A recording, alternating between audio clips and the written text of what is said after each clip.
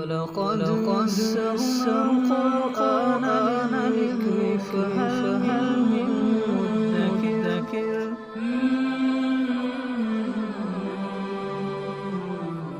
سورۃ المائدہ آیت نمبر 33۔ اعوذ باللہ من الشیطان الرجیم، بسم اللہ الرحمن الرحیم۔ انما جزاء الذین یحاربون اللہ ورسولہ ویسعون فی الارض فسادا ان یقتلوا او یصلبوا او تقطع ایدیہم وارجلہم من خلاف او ینفوا من الارض ذلک لہم خزی فی الدنیا ولہم فی الآخرۃ عذاب عظیم الا الذین تابوا من قبل ان تقدروا علیہم فاعلموا ان اللہ غفور رحیم۔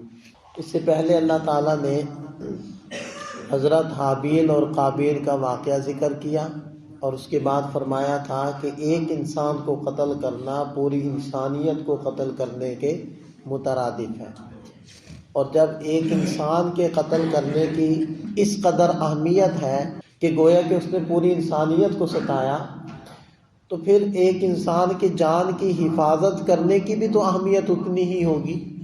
اس لیے فرمایا کہ ایک انسان کو اس کی زندگی کی حفاظت کی، گویا کہ اس نے انسانیت کو زندہ کر دیا، سارے انسانوں کو جلا بخشی۔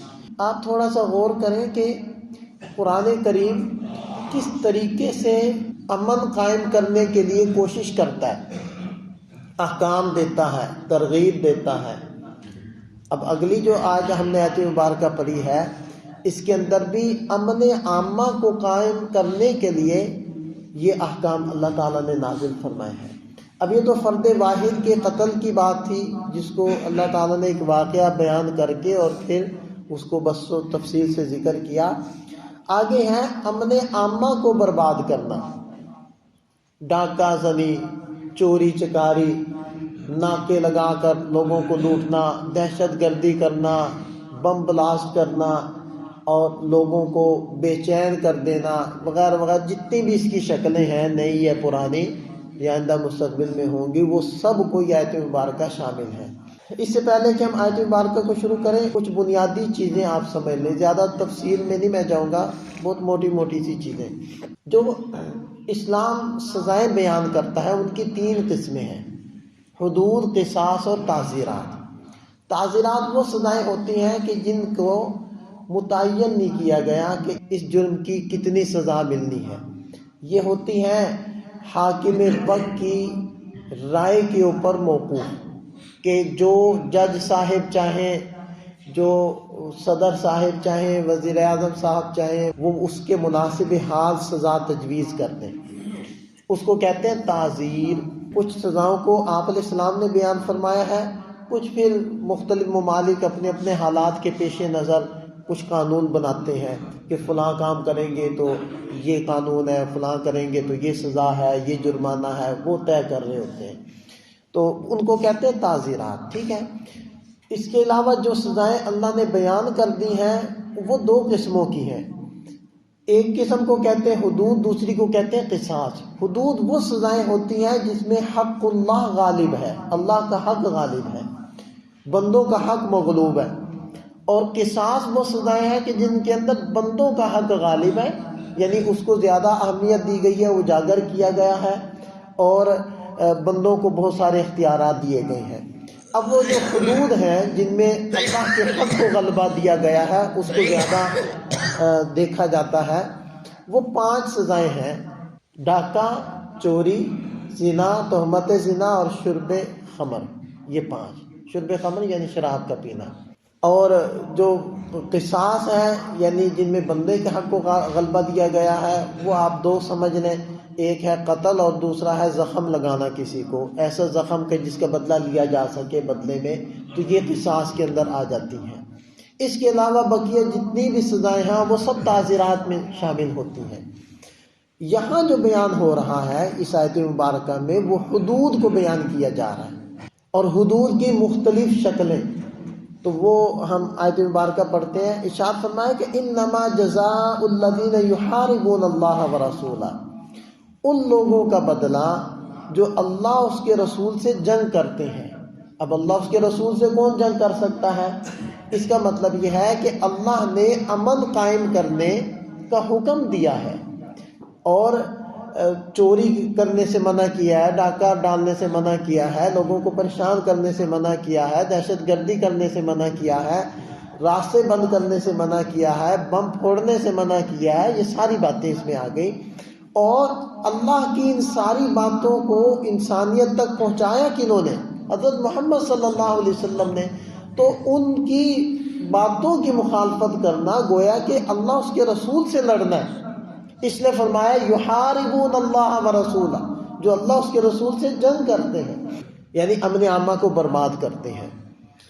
وَيَسْعَوْنَ فِي الْأَرْضِ فَسَادًا، زمین میں فساد مچاتے ہیں۔ ان کا حکم کیا ہے؟ أَن يُقَتَّلُوا، ان کو قتل کیا جائے، او يُصَلَّبُوا، یا ان کو سولی دی جائے، او تُقَطَّعَ أَيْدِيهِمْ وَأَرْجُلُهُمْ مِنْ خِلَافٍ، یا ان کے ہاتھ پاؤں مخالف سمت سے کاٹ دیے جائیں، اور يُنْفَوْا مِنَ الْأَرْضِ، یا ان کو زمین سے باہر نکال دیا جائے، یعنی جلا وطن کر دیا جائے۔ اصل میں ایک معاہدہ آپ علیہ السلام نے ابو بردہ اسلمی سے کیا تھا اور اس کے قبیلے سے، لیکن ان لوگوں نے وعدہ خلافی کی، مسلمانوں کے اوپر غارت گری کی، جس کی وجہ سے حضرت جبریل علیہ السلام یہ آیت مبارکہ لے کر نازل ہوئے۔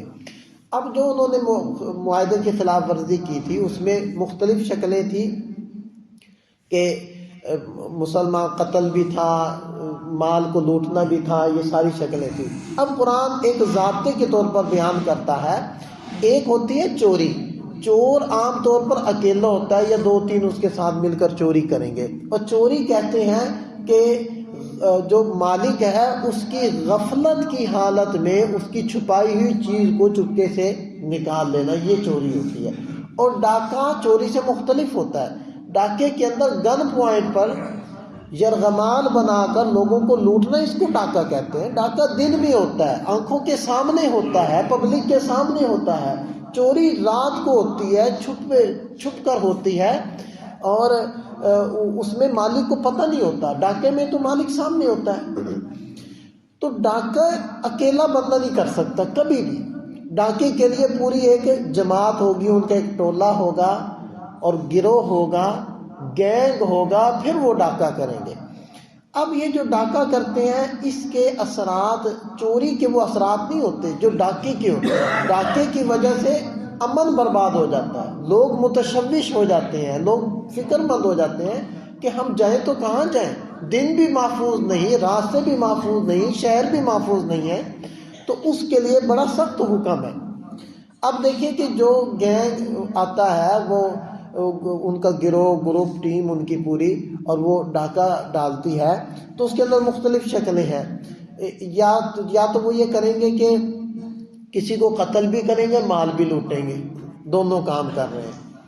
تو اس صورت میں ان کو سزا کیا ملے گی کہ ان کو سولی پر لٹکایا جائے گا، اور سولی پر لٹکا کر ان کے پیٹ میں نیزہ مارا جائے گا۔ یہ یصلبو کا مطلب یہ ہے۔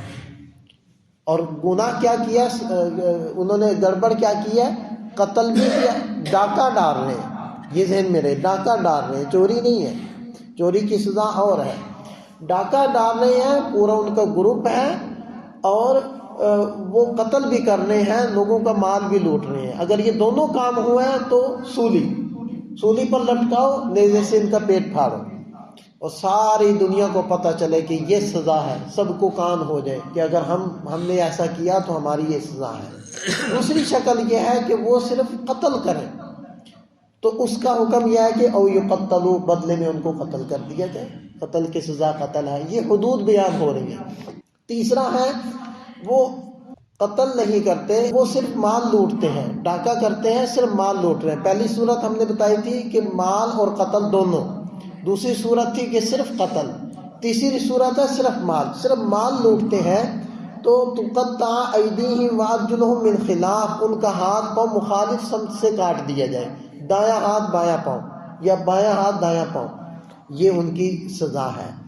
اور اگر وہ ایسا کچھ بھی نہیں کرتے، نہ قتل کرتے ہیں، نہ مال لوٹتے ہیں، اور صرف ناکہ لگاتے ہیں، ان کو یا تو موقع نہیں ملتا، یا بہرحال انہوں نے ایسا کچھ نہیں کیا، صرف لوگوں کو ڈرایا ہے، تو پھر او ینفوا من الارض، پھر ان کی سزا یہ ہے کہ ان کو جلا وطن کر دیا جائے، ان کو وہاں سے نکال دیا جائے۔ حضرت عمر فاروق رضی اللہ عنہ یہ فرماتے تھے نکالنے کا جلا وطن کا مطلب یہ ہے کہ ان کو قید کیا جائے۔ وہ اس کا مفہوم یہ لیتے تھے کہ مطلب جلا وطن سے مراد ہے ان کو آزادانہ طور پر جو چلنا پھرنا ہے ان کا معاشرے کا حصہ بن کر، اس سے ان کو جلا کر دیا جائے، نکال دیا جائے، اور اس کو نکالنے کی شکل یہ کہ ان کو قید کر دیں، کیونکہ اگر ان کو آزاد چھوڑیں گے تو وہ تو پھر جا کر فساد مچائیں گے۔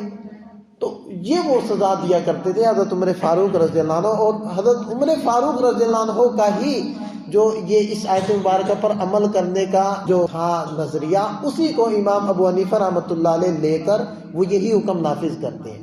اب اسی بات کو لے کر کوئی کہنے لگ جائے دیکھو جی قرآن میں تو یہ آتا ہے ینفو من الارض، اور ابو حنیفہ یہ کہتے ہیں، وہ بات کرنے والے بھی اسی طرح بدتمیزی سے بات کرتے ہیں، ابو حنیفہ یہ کہتے ہیں، دیکھو جی امام ابو حنیفہ نو مانتے ہیں تو قرآن نو نہیں مانتے، تو وہ یوں کے دھوکے دے رہے ہوتے ہیں۔ حالانکہ امام ابو حنیفہ نے اپنی تو بات کی نہیں، انہوں نے تو حضرت عمر فاروق رضی اللہ عنہ کی بات کی۔ یہ سارے مسائل میں دھوکے یوں ہی ہیں، وہ اپنی بات تو نہیں کرتے۔ امام ابو حنیفہ کون ہوتے ہیں یہ مسئلے گھڑنے والے یا حدیث کے مقابلے میں باتیں بتانے والے؟ وہ تو حدیث کے مقابلے میں حدیث لاتے ہیں، دھوکہ یہ دیں گے، وہ حدیث نہیں ذکر کریں گے جو امام ابو حنیفہ پیش کرتے ہیں، اس کے مقابلے میں وہ حدیثیں پیش کر رہے ہوں گے جو اس مسئلے کے خلاف جا رہی ہوں گی، اور وہ مسئلے کو بھی امام صاحب کی طرف منسوخ کر کے دیکھو جی امام ابو حنیفہ نو مانتے ہیں تے حدیث نو نہیں مانتے۔ یہ دھوکے دیتے ہیں۔ اگر آپ نے بات کرنی ہے، دیکھیں بات کرنے کا آپ کو حق ہے، اگر آپ نے بات کرنی ہے کسی مسئلے پر آپ پوری بسط و تفصیل سے بات کریں کہ دیکھیں یہ مسئلہ ہے، جبکہ احادیث یہ دونوں طرح کی موجود ہیں، بعض روایات اس معنی میں بھی آتی ہیں، بعض روایات اس میں بھی آتی ہیں۔ امام ابو حنیفہ رحمۃ اللہ علیہ ان دلائل کی بنا پر اس حدیث کو ترجیح دیتے ہیں، دوسرے ائمہ اور فقہاء وہ ان احادیث کو ترجیح دیتے ہیں۔ اگر آپ نے بات کرنی ہے تو پورا مطالعہ کریں، پوری تشریحات دیکھیں اور مسئلے کی پوری نوعیت جانیں، پھر بیان کریں، کسی کو کوئی اشکال اعتراض نہیں ہے۔ لیکن یہ تو غلط بات ہے نا کہ آپ ایک جانب کو دیکھ کر دوسری جانب دیکھتے نہیں ہیں اور بلیم کرتے ہیں اور خام خواہ الزام لگاتے ہیں، اعتراض کرتے ہیں، تو یہ تو گویا کہ آپ پھر اپنے دل کی بھڑاس نکال رہے ہیں، آپ دشمنی پیدا کر رہے ہیں، اور تو آپ کوئی نیکی نہیں کر رہے، نہ دوسروں کے ساتھ نیکی کر رہے ہیں نہ اپنے ساتھ نیکی کر رہے ہیں۔ اللہ تعالیٰ ہماری حفاظت فرمائے۔ تو یہ چوتھی سزا بیان فرمائی ہے کہ ینفو من الارض کی، ذالک لہم خزی فی الدنیا، یہ ان کے لیے دنیا کے اندر رسوائی ہے، ولہم فی الآخرۃ عذاب عظیم، اور آخرت میں ان کے لیے بڑا عذاب ہے۔ اب یہ دیکھیں کہ یہ قرآن صرف حکم دینے پر اکتفا نہیں کرتا، ساتھ میں ترغیب بھی دیتا ہے کہ انسان بنو، یہ تمہیں دنیا میں رسوائی ہونی ہے اور آخرت میں اس سے بھی بڑی سزا ہے، تم صرف اسی دنیا کی سزا کو بڑا نہ سمجھو۔ الا الذین تابوا من قبل ان تقدروا علیہم، ہاں جو توبہ کر لیں تمہارے ان کے اوپر قابو پانے سے پہلے، فاعلموا ان اللہ غفور رحیم، تو جان لو کہ اللہ تعالیٰ بخشنے والا مہربان ہے۔ لیکن اس کا یہ مطلب نہیں ہے کہ اگر وہ ڈاکو ابھی پکڑا نہیں گیا، توبہ طائب ہو گیا تو جو قتل کیا ہوا ہے وہ معاف، یا جو مال لوٹا ہوا ہے وہ معاف نہیں، وہ معاف نہیں ہوگا۔ جرم اس حیثیت سے معاف ہو جائے گا کہ اب اس کے اوپر حد نافذ نہیں ہوگی، لیکن جو اس نے حق تلفیاں کی ہیں وہ حقوق ادا کرے گا تب وہ معاملہ صاف ہوگا، ورنہ وہ معاملہ صاف نہیں ہوگا صرف توبہ سے۔ بہرحال اس کے اندر اور بہت ساری تفصیلات ہیں، اس کو ہم چھوڑتے ہیں۔ اللہ تعالیٰ ہمیں سمجھ عطا فرمائے، عمل کی توفیق دے۔ قرآن کو اگر صحیح طور پر سمجھ لیا جائے نا اور اس کی قانون کو نافذ کر دیا جائے تو قرآن خود ضمانت دیتا ہے امن کی۔ کوئی ایک سزا وہ نافذ کر دی جائے منعم، جیسے وہ سزا ہے ویسے ہی، کسی ایک سزا کو آپ دیکھیں گے کہ امن کیسے پیدا ہوتا ہے، اور نہ پولیس کی ضرورت رہتی ہے نہ کیمروں کی ضرورت رہتی ہے، ہر چیز ختم ہو جائے گی۔ یہ سارے مسئلے یہ ہیں کہ نہ ہم قرآن کو پڑھتے ہیں، نہ سمجھتے ہیں، نہ اس کو نافذ کرتے ہیں، ادھر ادھر بھاگتے ہیں، ادھر ادھر بھاگتے ہیں، وہ ہمیں راستے ہی نہیں ملتے، ایک در کو چھوڑ کے در در پہ سجدے کر رہے ہیں، لیکن مسئلہ ہمارا حل نہیں ہو رہا۔ سارے دروں کو چھوڑیں، ایک در پہ آگے، سارے قوانین کو پسے پش ڈالیں، قرآن کو آگے رکھ لیں۔ قرآن یہ منوان وہی ہے جو اللہ کے نبی صلی اللہ علیہ وسلم پر اترا، صحابہ کرام نے پڑھا اور ہم تک پہنچایا۔ اسی قرآن کو آگے رکھ کر انہوں نے پوری دنیا پر بادشاہت بھی کی ہے، خلافت بھی کی ہے، اور اسی کو پسے پش ڈال کر ہم ذلیل و خوار۔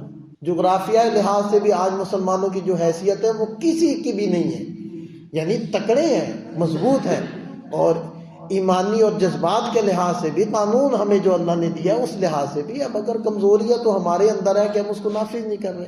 اللہ ہم سب کو ہدایت دے۔ اللہم صلی علی وسلم۔